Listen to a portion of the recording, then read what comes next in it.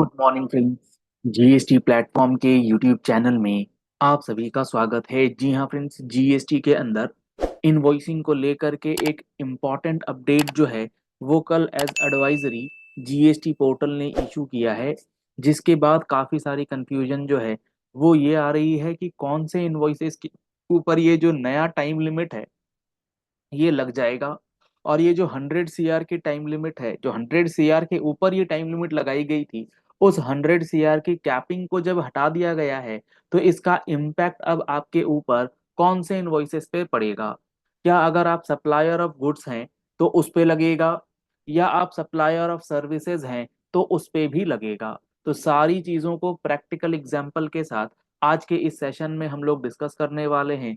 तो आप जुड़े रहिएगा इस वीडियो के एंड तक। एक भी पॉइंट जो है वो आप मिस नहीं कर सकते, क्योंकि बहुत इंपॉर्टेंट चेंज जो है ये कर दिया गया है जीएसटी के इनवॉइसिंग को लेकर के। और उस नए टाइम लिमिट के अकॉर्डिंग आपको कब तक जो है अपने इनवॉइसेस की फॉर्मेलिटी को पूरा कर लेना है, क्योंकि इस इनवॉइसिंग के नए टाइम लिमिट के इंट्रोडक्शन होने के बाद अगर आपने इस टाइम लिमिट को फॉलो नहीं किया तो आपके रेसिपिएंट का जो इनपुट टैक्स क्रेडिट है वो ब्लॉक हो जाएगा। उसको इनपुट टैक्स क्रेडिट जो है वो नहीं मिल पाएगा, क्योंकि विदाउट टैक्स इनवॉइस, और सिर्फ टैक्स इनवॉइस ही नहीं, validly issued and with in the time period issued tax invoice के बेसिस पे ही इनपुट टैक्स क्रेडिट मिलता है। तो ये जो नया टाइम पीरियड है, जैसे एग्जांपल अगर ले हम लोग, तो यहाँ पर लेट सपोज एक पर्सन है एक्स वाई जेड। इस एक्स वाई जेड पर्सन का लेट सपोज टर्नओवर है 15 CR का, या फॉर एग्जांपल आप ले लीजिए फॉर एग्जांपल 10 CR का आपका जो है वो है एनुअल एग्रीगेट टर्नओवर। और इस टैक्स पेयर का चूंकि टर्नओवर 10 CR है तो इसे अब अपना ई इनवॉइसिंग करना है। और इस ई इनवॉइसिंग को जनरेट करने का जो टाइम पीरियड है, जैसे मान लीजिए 1 अप्रैल 2025 को इसने अपने अकाउंटिंग सॉफ्टवेयर से एक टैक्स इनवॉइस बनाया किसी भी सप्लाई का, चाहे वो सप्लाई ऑफ गुड्स हो या फिर वो सप्लाई ऑफ सर्विसेज हो। अब इसने टैक्स इनवॉइस तो बना लिया अपने सैप से या अकाउंटिंग सॉफ्टवेयर से। अब इसकी लाइबिलिटी आती है कि इसका ई इनवॉइस जनरेट करो, और इसका ई इनवॉइस जनरेट करो का मतलब होता है इसे अपने इस टैक्स इनवॉइस को आईआरपी पोर्टल पर रजिस्टर करना है। रजिस्टर करने के लिए उसको इनवॉइसेस के कुछ डेटा फील्ड्स जो है वो भरने होते हैं, जैसे इनवॉइस नंबर, इनवॉइस का डेट, कमोडिटी का नाम वगैरह वगैरह। वो सब करने के बाद एक 16 डिजिट का आईआरएन नंबर मिल जाता है, और ये टैक्स इनवॉइस जो बनाया गया इसको फिर हम लोग कहते हैं ये बन गया इसका ई इनवॉइस। तो ये जो टैक्स इनवॉइस का इनवॉइस रजिस्ट्रेशन पोर्टल पर रजिस्टर करके आईआरएन जनरेट करने का जो टाइम पीरियड है वो फिलहाल कोई टाइम पीरियड नहीं है। उसके लिए आपको एक बात का ध्यान रखना था कि आपका जो टर्नओवर है वो 100 करोड़ से कम का होना चाहिए। यानी कि अगर आपका टर्नओवर 100 CR है तो आपको ये प्रोसेस जो है ये करना होता है विद इन 30 डेज। अगर आपका टर्नओवर 100 करोड़ से ऊपर है, अगर आपका टर्नओवर 10 करोड़ है, 11 करोड़ है, 12, 13 ये है, तो आपको 30 डेज के अंदर बिलिंग ई इनवॉइस रजिस्ट्रेशन कराने की रिक्वायरमेंट नहीं है। बेसिकली पोर्टल आपको कोई वैलिडेशन नहीं लगाता है, आप उसका ई इनवॉइस कभी भी निकाल सकते हैं, कभी भी करवा सकते हैं। अब गवर्नमेंट ने क्या करा, इस 100 CR के जो एग्रीगेट टर्नओवर का जो अमाउंट है उसे हटा दिया।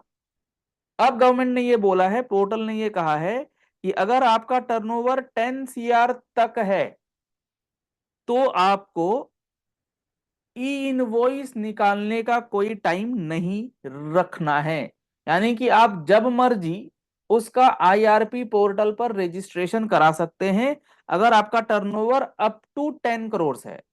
लेकिन अगर 10 CR के ऊपर चला गया तो पहले जो लिमिट 100 CR वाले के लिए थी 30 डेज, अब ये लिमिट हो गई है 30 डेज फॉर 10 CR टर्नओवर। तो सीधा सीधा 90 करोड़ की लिमिट में कटौती है।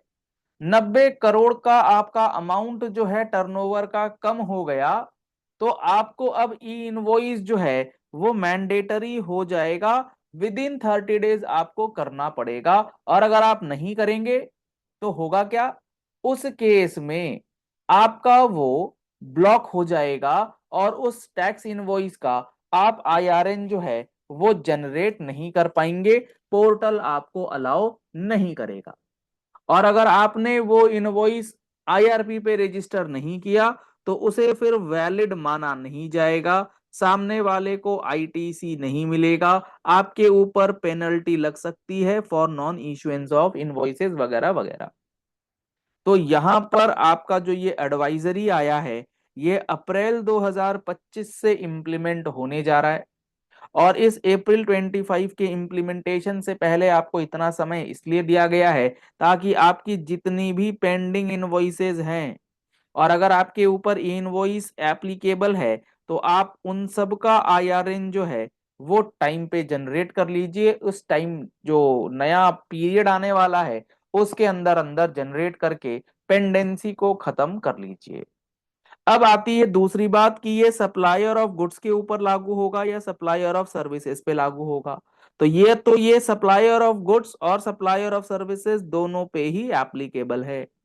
अब यहां पर एक बात और समझिएगा, ये जो वैलिडेशन है ये आपको कहता जरूर है कि 30 डेज के अंदर करना है, लेकिन अगर आप प्रोविजन को ध्यान से देखेंगे और अगर आप गुड्स के सप्लायर हैं तो आपको बिफोर द सप्लाई, मतलब अगर आपके सप्लाई में मूवमेंट वगैरह सेक्शन 31 जब आप पढ़ेंगे तो उसमें यह कहा जाता है कि अगर आपके सप्लाई में मूवमेंट इन्वॉल्व है तो आप मूवमेंट स्टार्ट करें उसके पहले आपको इनवॉइस कर देना है। और इनवॉइस का मतलब ई इनवॉइस, अगर आपका टर्नओवर ई इनवॉइस की लिमिट के ऊपर है। और अगर आप सप्लायर ऑफ सर्विस हैं, अगर आप सप्लायर ऑफ सर्विस हैं तो आपको विद इन 30 डेज जो है वो टैक्स इनवॉइस इशू करना है एज पर द प्रोविजंस। तो गुड्स वालों के लिए तो भाई 30 डेज का वैलिडेशन पोर्टल ने भले ही दे रखा है, एक्ट में तो है ही नहीं। तो आप इस चीज को ऐसे भी ले लीजिए कि आपका इस चीज को ध्यान में रखते हुए कोई भी पॉइंट इनवॉइसिंग के नए टाइम लिमिट को लेकर के जो प्रोविजन है और जो पोर्टल वैलिडेशन है आपस में कॉन्ट्राडिक्टरी हैं। लेकिन अब वैलिडेशन एरर जो है वो 10 करोड़ से ऊपर वालों पे लागू हो जाएगा। तो पोर्टल ही आपको एरर देगा और पोर्टल ही आपको डिसअलाउ कर देगा चीजों को आगे बढ़ने से। प्रोविजन तो बाद में आएंगे, पोर्टल आपको पहले मना करेगा। पोर्टल आपको पहले मना नहीं करता था लेकिन प्रोविजन फिर भी वही थे।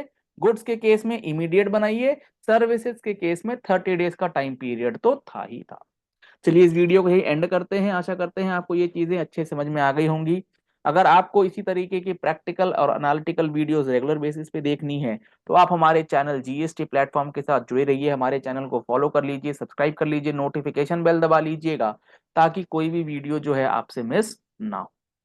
अगर आपने हमारे चैनल पे फर्स्ट टाइम ट्यून इन किया है तो इस चैनल को शेयर कीजिए, इस वीडियो को शेयर कीजिए ताकि मैक्सिमम लोगों तक ये इन्फॉर्मेशन जो है वो पहुंच जाए। Thank you and have a nice day.